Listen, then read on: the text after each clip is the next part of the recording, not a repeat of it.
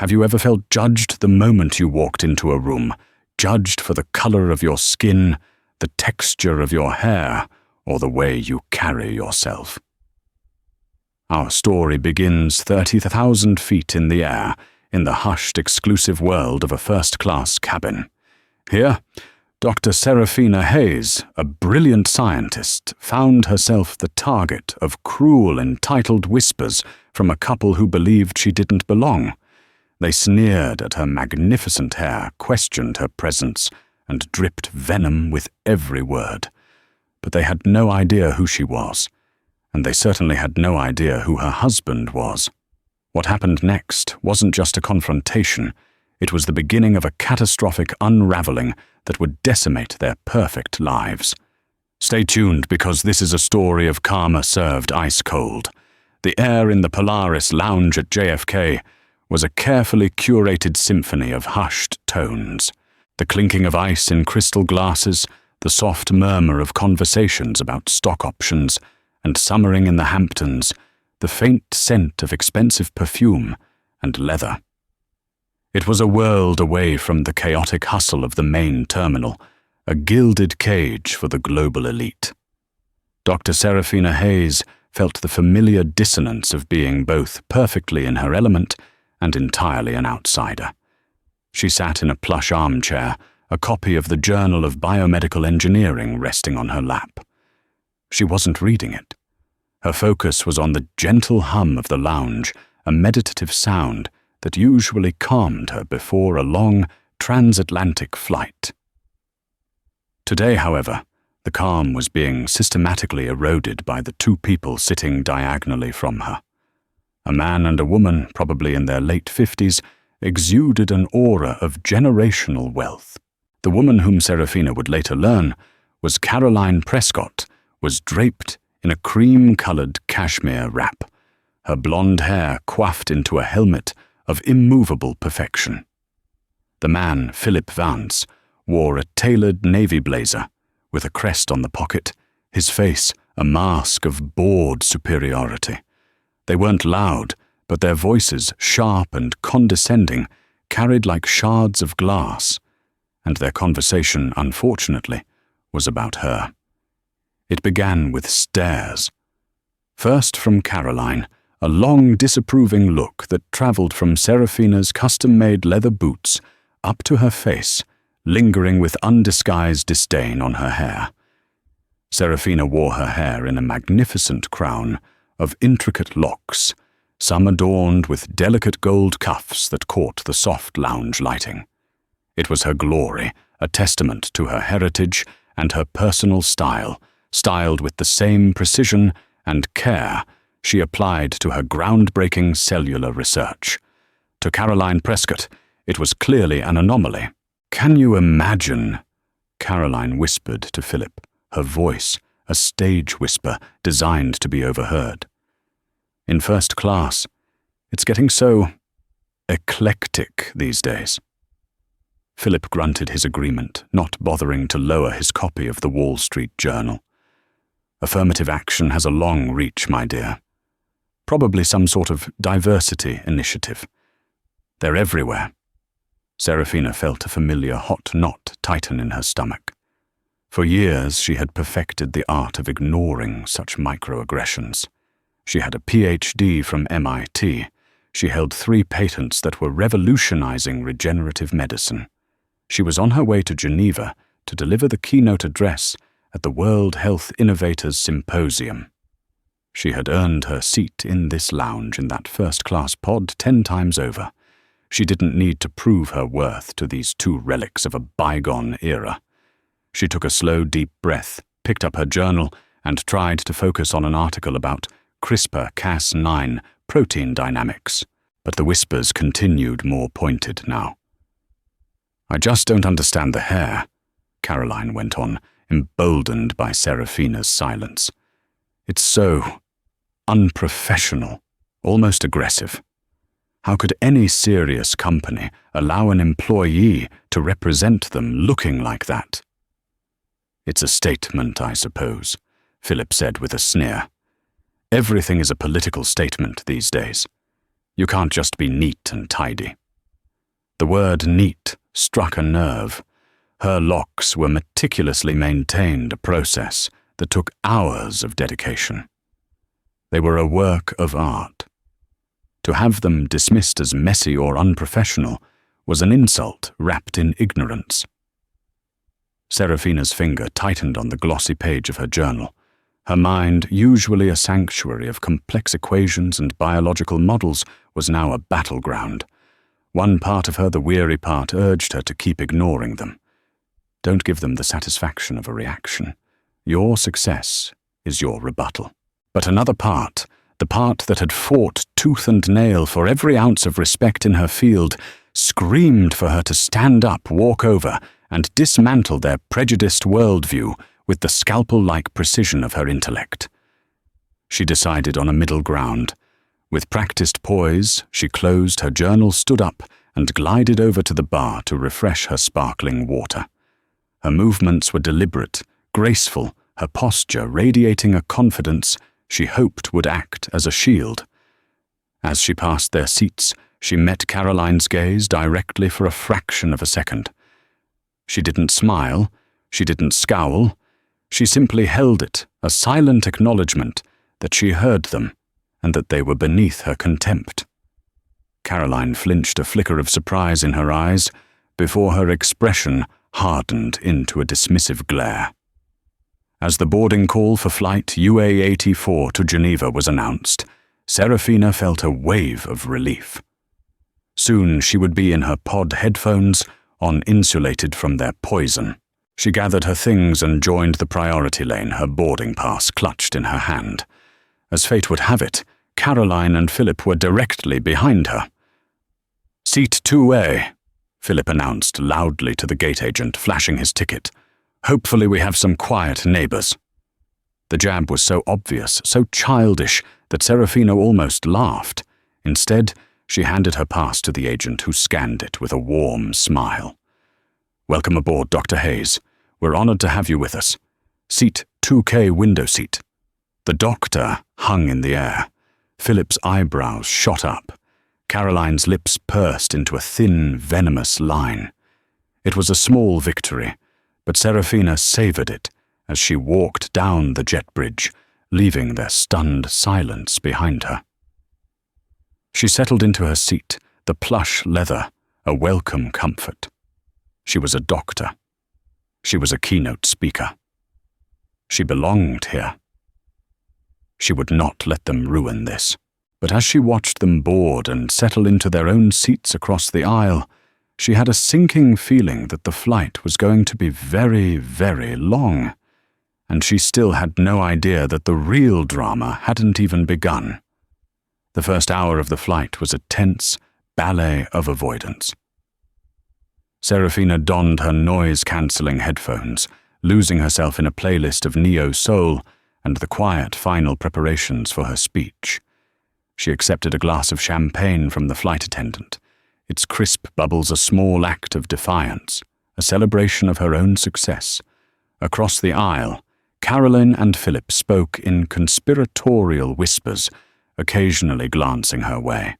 They were undoubtedly dissecting the doctor revelation, likely weaving it into some new, prejudiced narrative. Serafina was adept at creating a bubble of solitude. She focused on the curve of the earth, visible from her window, the vast expanse of blue and white, a reminder of how small and insignificant petty human squabbles were. She was a scientist. She dealt in absolutes, in data, in the elegant machinery of life. The messy, illogical world of human bias was a frustrating variable she constantly had to account for. A flight attendant, a kind-faced woman named Claire, approached her. "Dr. Hayes, your husband's car was caught in some unexpected traffic on the Van Wyck, but he's just boarded. He should be here any moment." Serafina smiled warmly. "Thank you, Claire. I was just starting to wonder." Across the aisle, Caroline's ears visibly perked up. "Husband," she whispered to Philip, not quietly enough. "I suppose that explains it. He must be." She trailed off, but her implication was clear. He must be the one with the money, and status that got her here. Serafina chose to ignore it. The thought of seeing her husband Marcus was a balm to her frayed nerves. He was her rock, her champion, the one person in the world who saw every facet of her being and cherished them all.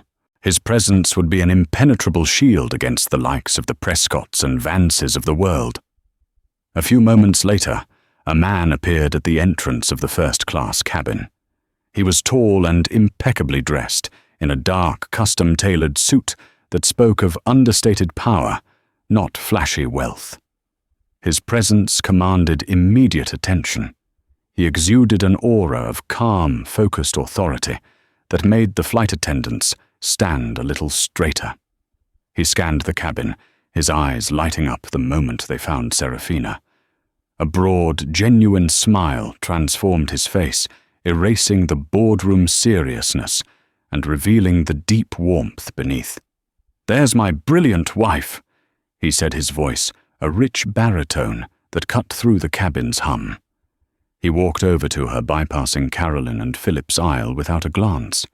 He leaned down, and Serafina tilted her head up to meet him in a tender kiss.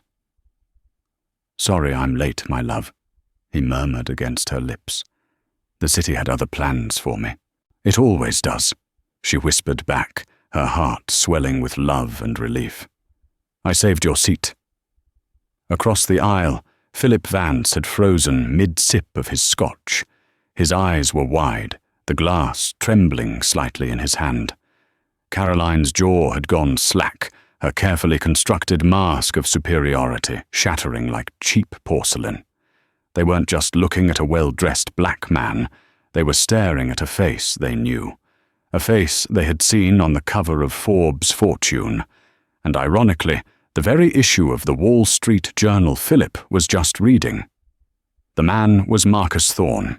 He was the founder and CEO of AuraSync Technologies, one of the most powerful and innovative tech firms in the world. He was a titan of industry, a visionary who had built a multi-billion-dollar empire from the ground up. He was known for his sharp intellect, his ruthless business acumen, and his unwavering commitment to ethical innovation. Marcus Thorne was, to put it mildly, a kingmaker. His decisions could create or destroy fortunes. His company's contracts were the stuff of legends sought after by every major financial and consulting firm on the planet. As Marcus settled into the seat next to Serafina, taking her hand in his, he finally seemed to notice the couple across the aisle. He gave them a polite, almost distant nod. "Philip," he said, his tone neutral. "Caroline, I wasn't aware you were on this flight." Philip Vance snapped his mouth shut. A strange gurgling sound escaped his throat before he managed to speak. "Marcus, good to see you. We had no idea." He shot a panicked look at his wife, whose face had turned a pale, sickly white. Caroline forced a brittle, terrifyingly wide smile. "Marcus, what a surprise. And this is your lovely wife." The word lovely was laced with a desperate, frantic energy. Marcus's smile didn't waver, but a cold glint entered his eyes. He had an uncanny ability to read people, a skill honed in thousands of high-stakes negotiations. He could smell fear and insincerity from a mile away, and the air around their two seats was thick with it. "Yes," he said, turning his adoring gaze back to Serafina and squeezing her hand. "This is Dr. Serafina Hayes, the keynote speaker for the World Health Innovators Symposium, the most brilliant mind I've ever known. My wife, and the best thing that ever happened to me." He delivered each word with quiet, deliberate pride. It wasn't just an introduction, it was a declaration, a shield, and though he didn't know the full extent of what had transpired, it was a subtle, unintentional rebuke. Serafina watched the blood drain from Caroline's face. She saw the dawning horror in Philip's eyes as the pieces clicked into place in his mind. The whispers in the lounge, the sneers about her hair, the condescending remarks about affirmative action, all of it directed at the wife of Marcus Thorne. The flight to Geneva had just begun, but for Caroline Prescott and Philip Vance, it was already a descent into a living nightmare. They had picked the wrong person to bully, and they were about to discover that the man she was married to had a very, very long memory. The atmosphere in the cabin shifted, becoming heavy and charged. The bubble of first-class tranquility had burst, replaced by a suffocating tension that emanated from seats 2A and 2B. Philip Vance placed his scotch on the tray table with a hand that was visibly shaking. Caroline stared straight ahead, her gaze fixed on the bulkhead wall, as if hoping to phase through it. Marcus, meanwhile, was focused entirely on his wife. "Are you all right, Sarah?"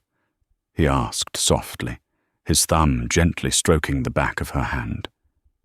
"You seem a little tense." Serafina met his concerned gaze. She could have let it go. She could have simply enjoyed the silent, satisfying victory of their shock.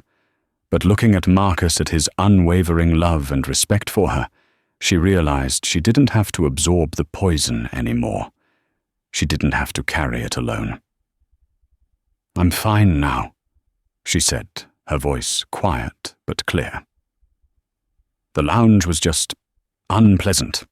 Our neighbors were having a rather loud conversation. Marcus's eyes narrowed slightly.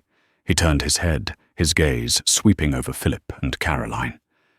It wasn't an aggressive look, but it was intensely analytical, like a supercomputer scanning for corrupted data.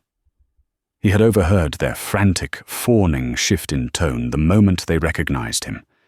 He had seen their panic. Now, connecting it to Serafina's discomfort, the equation began to solve itself. "Is that so?" he said, his voice dropping half an octave, losing its warmth and taking on the cool, precise tone of the boardroom. What were they discussing so loudly? Before Serafina could answer, Philip leaned across the aisle, his face a grotesque mask of sycophantic panic. "Marcus, a complete misunderstanding, I assure you. We were just remarking on the lovely diversity of the travelers today. A real credit to the airline. It was a clumsy, pathetic lie, and everyone knew it." Marcus turned his full attention to him. He didn't raise his voice. He didn't need to. His quiet disappointment was more withering than any shout could ever be. "Philip," he began, his voice dangerously calm. "My wife is a brilliant woman. She is also a deeply private person. I would hate to think that anyone was making her uncomfortable, especially before she's set to deliver a speech to some of the most important minds in global health." Caroline, finally finding her voice, chimed in her tone, high and strained. "Of course not. We would never. We have the utmost respect for the doctor." She practically spat the title out, as if hoping its utterance would grant her absolution. "Her hair is so striking, so bold, we were just admiring it." The word admiring hung in the air, a blatant, desperate falsehood. Serafina felt a surge of cold fury. They weren't just liars, they were cowards. It was then that Marcus's memory, sharp and eidetic, retrieved a crucial piece of information: the names, Prescott and Vance. He'd seen them on a meeting agenda just last week. "Philip Vance," he said slowly, the name tasting like ash in his mouth. "You're with Sterling and Croft Financial, aren't you?" Philip paled, if it were even possible, a further shade. Yes, I am. Senior Vice President Global Portfolios." He said it with a hint of his old pride, a reflexive grasping at a status that was rapidly evaporating. Marcus nodded a slow, deliberate motion. The final piece of the puzzle locked into place, and it was devastating.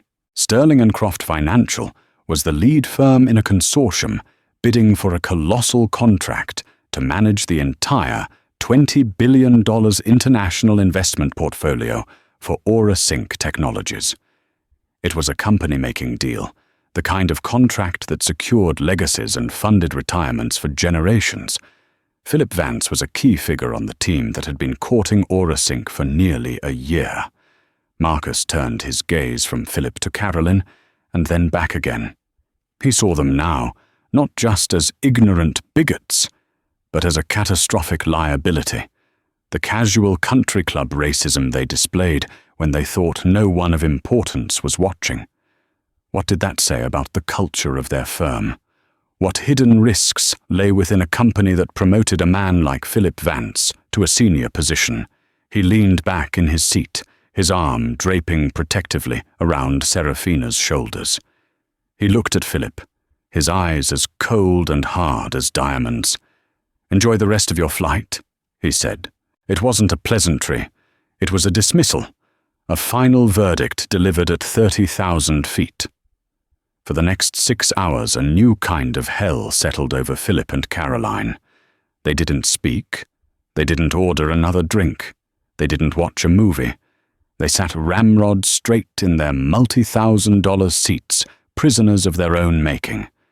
Every soft laugh between Marcus and Serafina, every gentle touch of their hands, every solicitous inquiry from the flight crew to Mr. Thorne and Dr. Hayes was like a turn of the screw.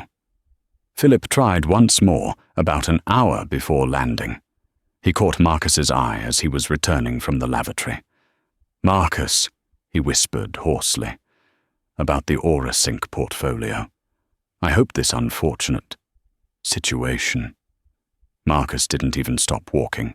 He simply looked down at Philip, his expression one of profound disappointment.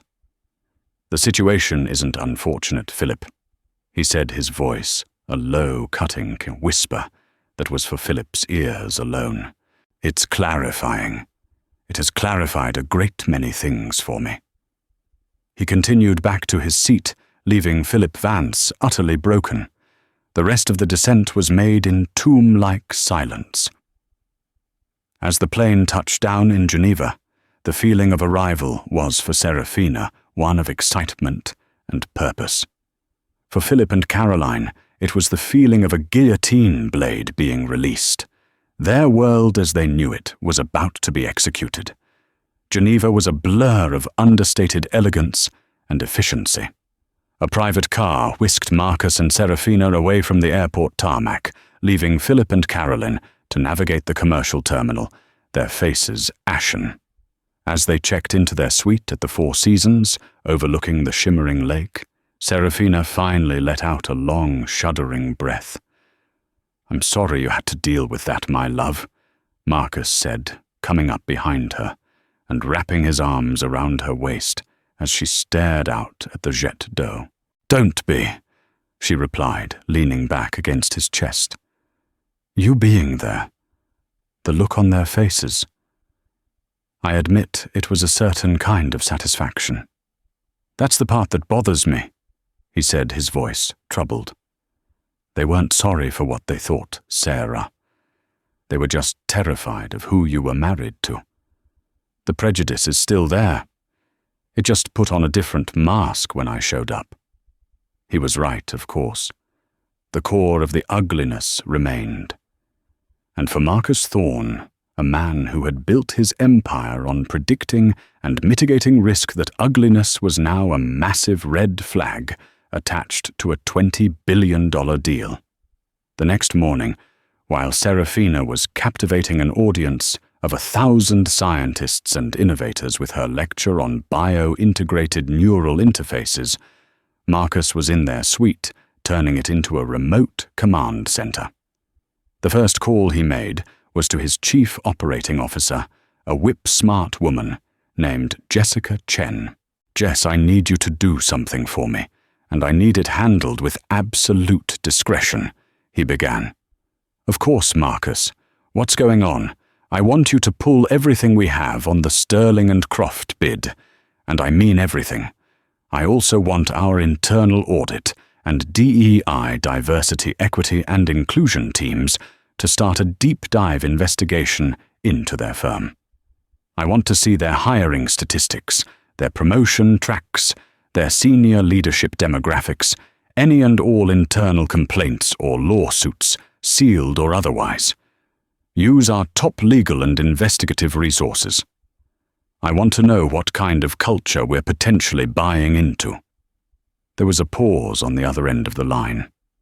Jessica was not one to question Marcus's instincts, but the request was unusual. The Sterling and Croft deal was in its final stages, practically a sure thing. "May I ask what prompted this?" "Marcus, did something happen?" Marcus stared out the window at the serene lake, his mind replaying the sneering whispers in the Polaris lounge. "Let's just say I received some anecdotal evidence that suggests their corporate culture may not align with Aura Sync's core values. This is no longer just about financial returns, Jess. This is about risk management." That was the language his COO understood.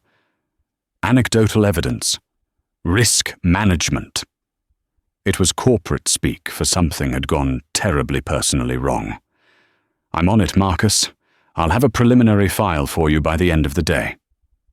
The second call was to a man named David Solomon, the powerful CEO of Goldman Sachs, a rival bidder for the Aura Sync portfolio. It was a brief or almost casual call. "David Marcus Thorne, how's the quarter treating you?"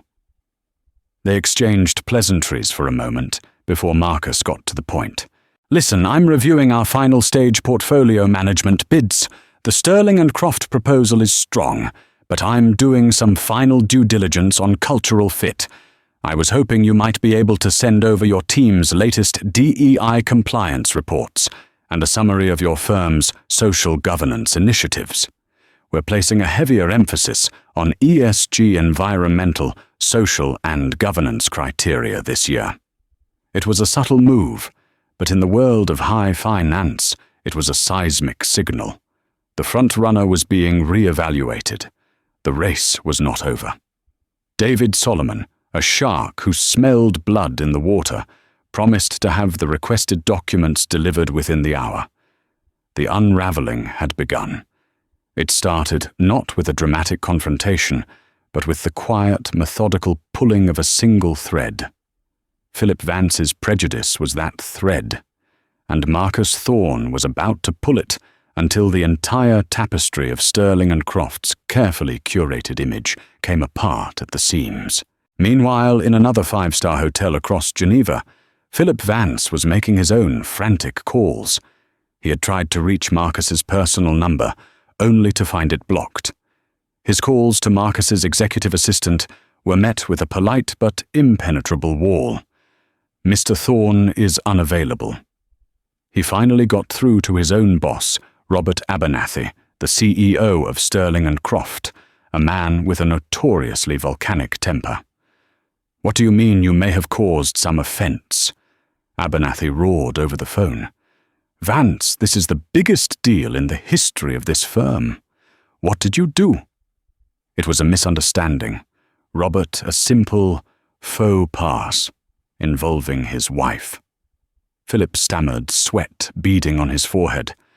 "His wife, Dr. Hayes, the scientist." Abernathy's voice was incredulous. "What did you say to her?" Philip couldn't bring himself to repeat the words. It was nothing, really. A comment, taken out of context. "Vance," Abernathy said, his voice now dangerously low, "you have 24 hours to fix this. I don't care if you have to grovel. I don't care if you have to buy her a damn country. You get on the phone with Marcus Thorne, and you fix it. If you lose us this deal, I will personally escort you out of the building and make sure you never work on Wall Street again. Am I clear, Lafour?" The line went dead. Philip stared at his phone, the threat hanging in the air-conditioned silence of his room. He was a man adrift, cast out of the gilded cage and into a storm of his own creation. He had whispered a few careless, cruel words in the perceived privacy of his privilege, and in doing so, He had lit the fuse on a bomb that was now set to obliterate his entire world.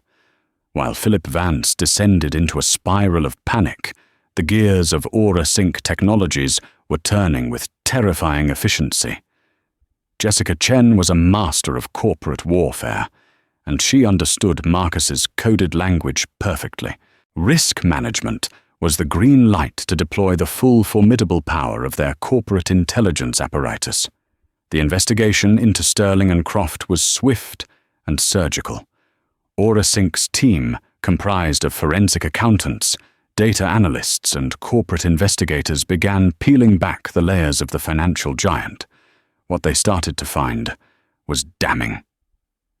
The first reports that landed in Marcus's encrypted inbox were statistical. While Sterling and Croft had a glossy, 40-page DEI brochure filled with smiling, diverse faces, the internal data told a different story. Of their 85 senior vice presidents, Philip Vance's peer group 82 were white men. The promotion track for women, and especially women of color, showed a consistent and inexplicable stall at the mid-management level. They were hired in decent numbers, but rarely ascended to positions of real power. But data was just the beginning. The real rot was cultural.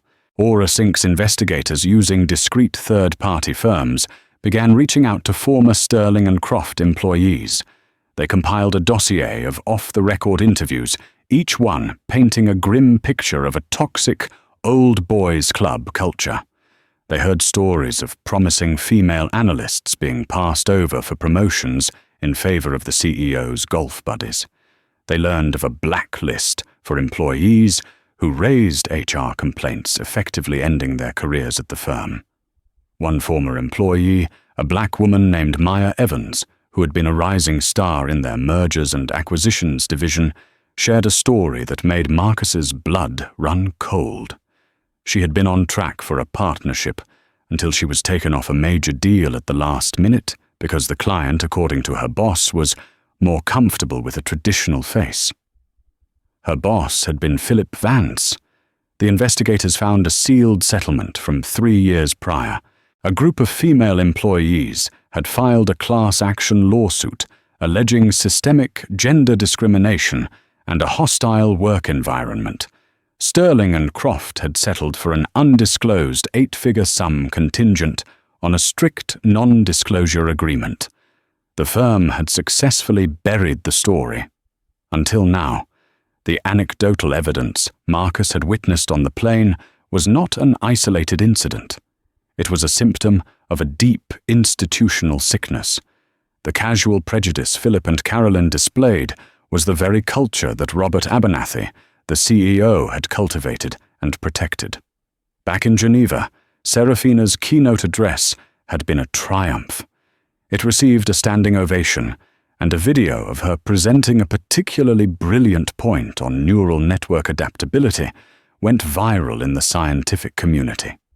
She was inundated with collaboration offers and interview requests. She and Marcus celebrated that night at a quiet Michelin-starred restaurant. "You were magnificent," Marcus said, raising his glass of wine to her. "I felt good," she admitted, a genuine smile gracing her lips. "I felt powerful, like my work spoke for itself. It always does, Sarah. It always does." He paused, his expression growing more serious. "I have to tell you something. I initiated a full review of Philip Vance's company." He proceeded to tell her everything his team had uncovered. The discriminatory promotion patterns, the stories from former employees, the buried lawsuit, Philip's direct involvement in sidelining a talented black woman. Serafina listened, her expression hardening. The satisfaction she had felt at their comeuppance on the plane soured into a grim resolve.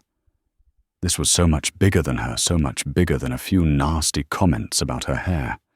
It was about all the women like Maya Evans, all the brilliant minds silenced or sidelined by men like Philip. "They didn't just insult me, Marcus," she said, her voice steely. "They run a system that insults potential. It stifles innovation. It's a rot at the core of their business." "I agree," he said, "and I cannot in good conscience partner with a company that operates that way. It's not just morally wrong, it's a bad investment. A culture that toxic is a breeding ground for bad decisions, for scandal, for collapse. The risk is unacceptable." The decision had been made. The $20 billion contract was off the table. Now all that was left was to deliver the sentence. The next day, Robert Abernathy, the CEO of Sterling & Croft, finally got the meeting he had been desperately seeking. Marcus agreed to a video conference in 2 hours. Abernathy, believing this was Philip's chance to grovel and save the deal, summoned a terrified Philip Vance to his own hotel suite to be on the call. "You will apologize, Vance." Abernathy coached him, pacing the room like a caged lion.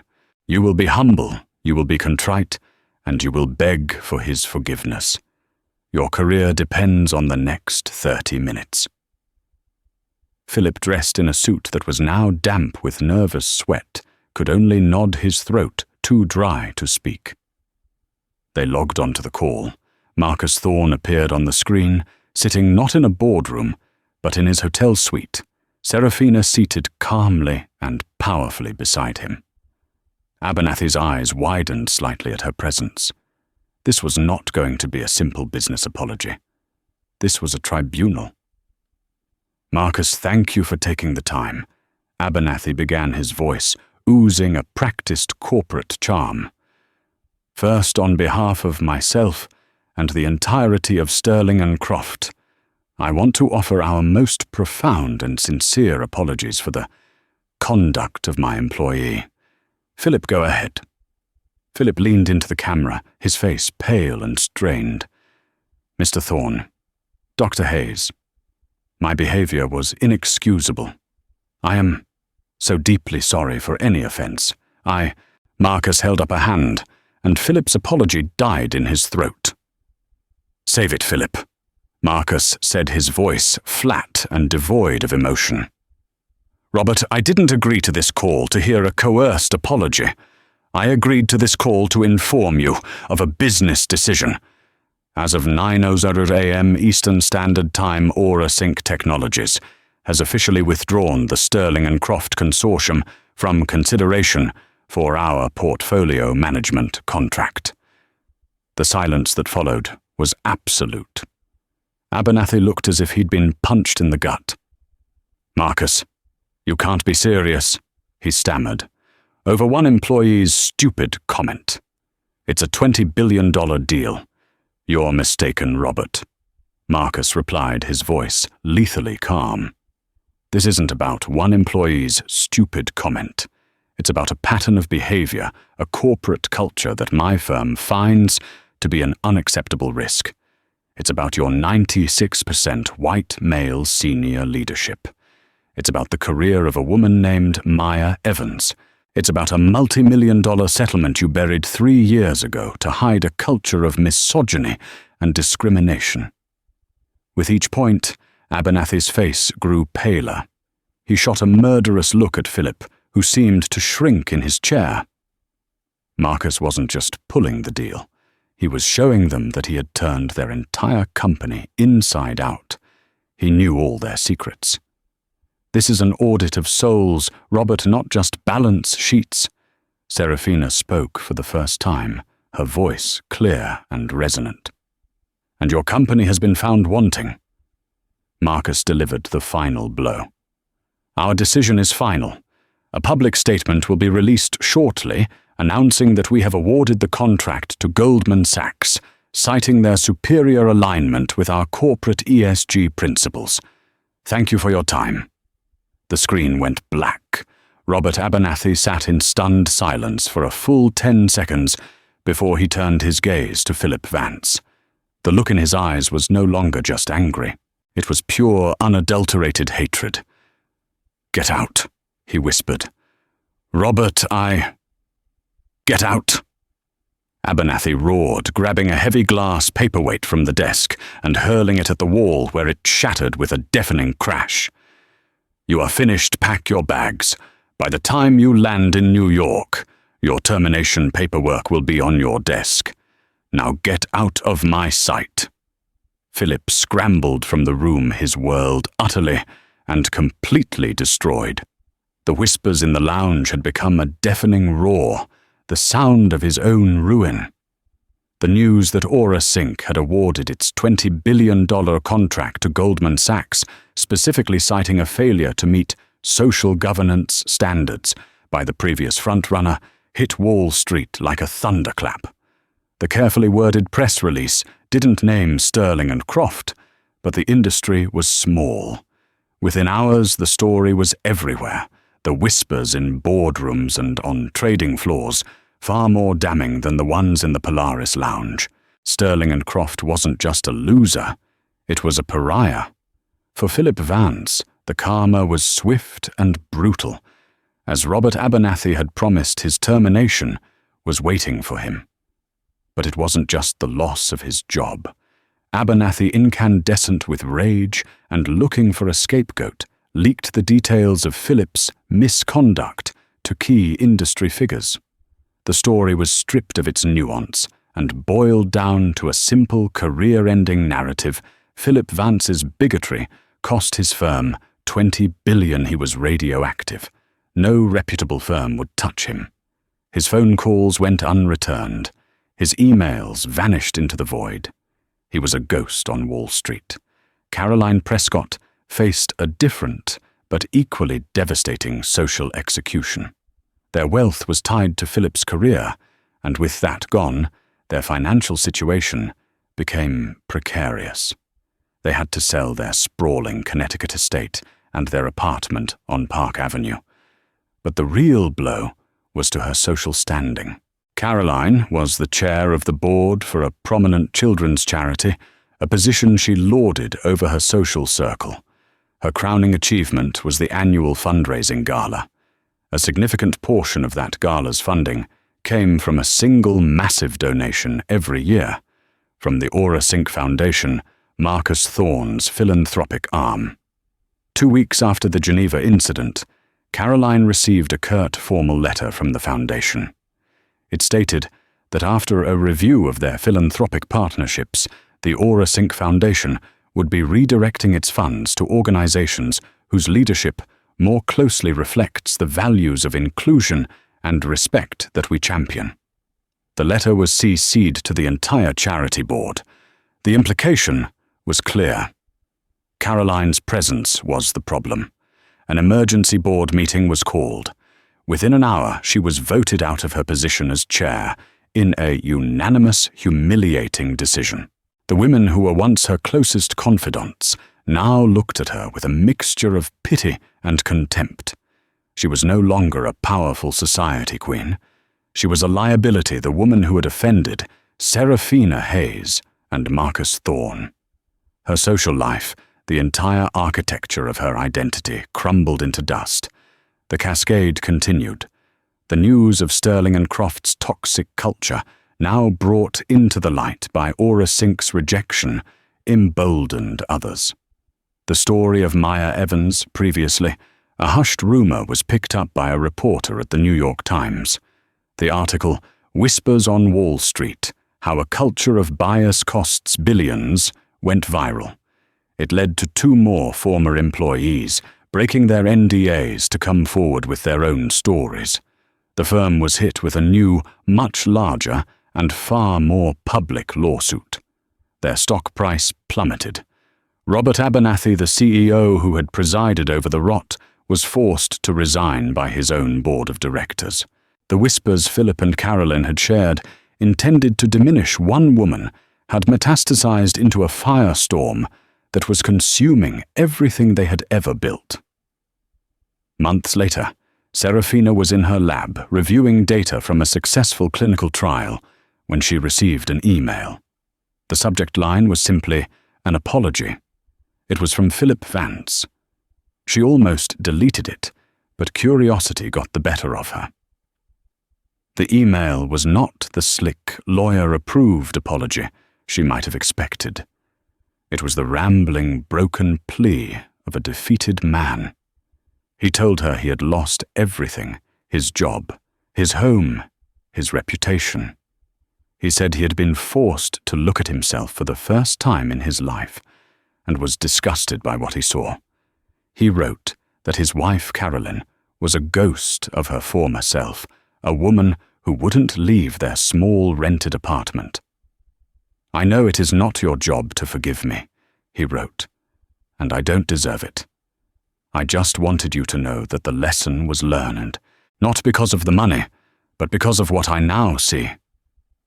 We saw a powerful, beautiful black woman, and our first instinct, born of a lifetime of privilege and ignorance, was to try and make you feel small, to question your right to be there. But you were never the one who didn't belong. We were. We were the imposters in a world that is leaving our kind of thinking behind. Serafina read the email twice. She didn't feel triumph. She didn't feel pity. She felt a profound sense of melancholy. This was the true nature of karma. It wasn't a supernatural force. It was simply cause and effect. It was the natural, logical consequence of one's actions unfolding in the world. Their rotten foundations had been exposed, and their gilded towers had simply collapsed under their own weight. She didn't reply to the email. There was nothing to say. Her response was her life. It was the work she was doing, the lives her research would save. It was her loving marriage, built on a foundation of genuine respect. Her victory wasn't in their destruction, but in her own continued success, lived freely and unapologetically, in a world they had tried and failed to gatekeep. A year can be a lifetime. In the 12 months that followed the fateful flight to Geneva, a quiet but profound revolution had taken place. It wasn't a revolution fought with anger or retribution, but with purpose, vision, and the meticulous strategic application of power and principle. The epicenter of this revolution was a grand ballroom in downtown San Francisco, where the annual AuraSync Foundation Summit was in full swing. The atmosphere was electric, a stark contrast to the stifling, homogeneous air of the Polaris Lounge. Here the symphony was one of enthusiastic chatter in a dozen languages. The crowd was a vibrant mosaic of humanity, young coders in hoodies debating with seasoned venture capitalists in bespoke suits, brilliant academics from across the globe mingling with high school students from Oakland who were finalists in a robotics competition. It was a room built on merit, not inheritance, a space curated for potential, not pedigree. Backstage, Dr. Serafina Hayes took a final calming breath. She was the final keynote speaker of the day, tasked with introducing the Foundation's most ambitious new project, the STEM Equity Initiative, a $500 million fund she had personally designed and would now lead. She smoothed down the lapels of her striking cobalt blue jacket, her fingers brushing against the microphone clipped to it. Her hair, a crown of elegant locks, interwoven with thin silver threads, caught the light as she tilted her head, listening to her introduction. A fleeting image crossed her mind, the sneering face of Caroline Prescott. It didn't bring the familiar hot knot of anger anymore. It felt distant, like a page from a history book, a case study in a world view so small and fragile it had been destined to collapse. The true victory she knew wasn't what had been torn down, but what she was about to build. Marcus caught her eye from the wings. He wasn't the CEO of AuraSync in this moment. He was simply her husband, his face radiating a love and pride so potent it felt like a physical shield. He gave her a slow, confident nod. "You've got this." She smiled back, a genuine, brilliant smile, and walked onto the stage to thunderous applause. "Good afternoon," she began, her voice calm and resonant, filling the vast space with ease. "A year ago, I was on a flight, preparing to give a speech about the architecture of biological systems. But on that flight, I was powerfully reminded that the most significant barriers to innovation aren't technical, They're human. They are the invisible, outdated, and prejudiced architectures of thought that try to tell us who belongs in what room, who gets a seat at the table, and who is worthy of being heard. She let the words hang in the air for a moment, her gaze sweeping across the diverse faces before her. These invisible walls, she continued, the ones built from bias and privilege, don't just harm individuals, they harm all of us. They stifle innovation by creating echo chambers. They starve progress by rejecting brilliant ideas simply because they don't come from a familiar source. The greatest breakthroughs in human history have come from the collision of different perspectives. When we build a wall around a room, we aren't just locking people out. We are locking ourselves in condemning ourselves to the same old ideas, the same old problems. In the front row, Marcus sat beside Jessica Chen, his COO. Jessica leaned over slightly. "She's incredible," she whispered. "She's changing the world," Marcus whispered back, his eyes never leaving his wife. He thought back to the decision to pull the Sterling and Croft deal. The fallout had been immense, but the benefits had been even greater. Morale at Aura Sync had soared. They had attracted a new wave of top-tier talent young innovators, drawn to a company that so publicly stood by its principles. Awarding the contract to Goldman Sachs, who had then enthusiastically partnered with them on several ESG initiatives, had proven to be one of the best business decisions he had ever made. It was proof that ethics and excellence were not mutually exclusive. They were inextricably linked. On stage, Serafina was outlining the concrete pillars of the initiative. It was far more than just a scholarship fund. She spoke of the Innovators Incubator, which would provide seed funding and mentorship specifically for startups founded by women and underrepresented minorities. She detailed the Young Architects Program, a partnership with middle schools in underserved communities to introduce hands-on STEM learning, ensuring the next generation of talent was nurtured from the very beginning. She announced a multi-year, multi-million-dollar research grant program for historically black colleges and universities HBCUs to ensure their brightest minds had world-class resources. Then her voice softened. "I want to tell you a story about a woman I'll call Maya," she said. Standing near the side of the room was the real Maya Evans, now Aura Sync's Vice President of Strategic Growth. A warm, knowing smile touched Maya's lips as she listened to her own story, told with grace and anonymity. Maya was a star at her financial firm, Serafina explained. Brilliant, driven, and consistently outperforming her peers, she was on the fast track to partnership. But one day, on the cusp of the biggest deal of her career, she was pulled from the team. The reason given was that the client would be more comfortable with a traditional face. That is the language of the old architecture. It's a system that sees a brilliant black woman and calls her a risk. It's a system that values the comfort of prejudice over the reward of excellence. It is a broken system. A murmur went through the crowd. "Today," Serafina said, her voice rising with power, "I am overjoyed to say that Maya works with us at Aura Sync.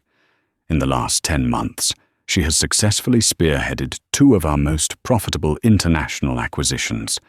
That broken system didn't see her value. We did.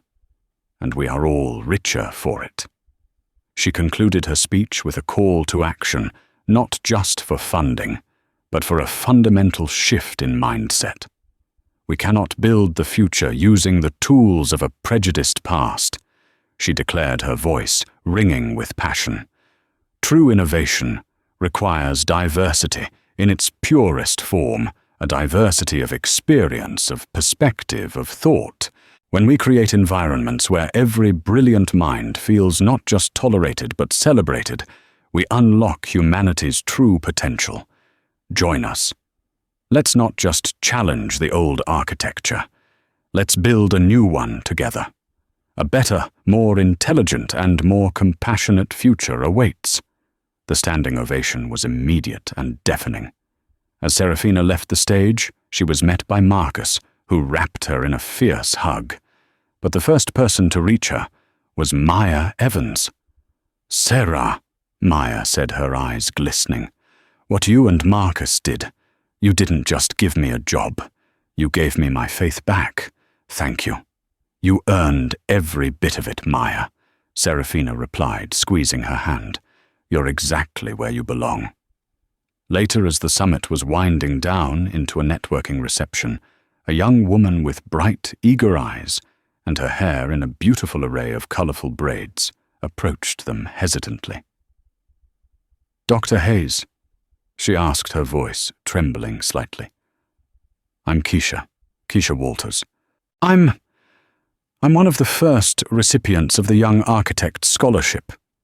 She clutched a tablet to her chest. Thank you. You have no idea what this means. To see you up there, to hear you speak, it makes me believe that there's a place for me, too." "There was always a place for you, Keisha," Serafina said warmly, giving the young woman her full attention. "What's your project?" Keisha's face lit up. "I'm designing a low-cost, solar-powered atmospheric water generator to create clean drinking water in remote off-grid communities. I grew up in one," she added quietly. "This scholarship, it's not just for tuition. It's funding my first prototype." Serafina's heart swelled. This was it. This was the point of it all. Not the fall of the Vances, but the rise of the Keishas. The real karmic resolution wasn't the punishment of the ignorant, but the empowerment of the brilliant. "Keisha," Serafina said, placing a hand on the young woman's arm. "That sounds revolutionary. When you have that prototype ready, you call my office. The Innovators Incubator will be waiting for you." The look of stunned, ecstatic hope on Keisha's face was the only victory that mattered. It was the beautiful, intricate, and powerful new architecture rising from the ashes of the old. The whispers that had once sought to diminish her had become the foundation of a legacy, a chorus of new voices now empowered to change the world. And that's where our story ends.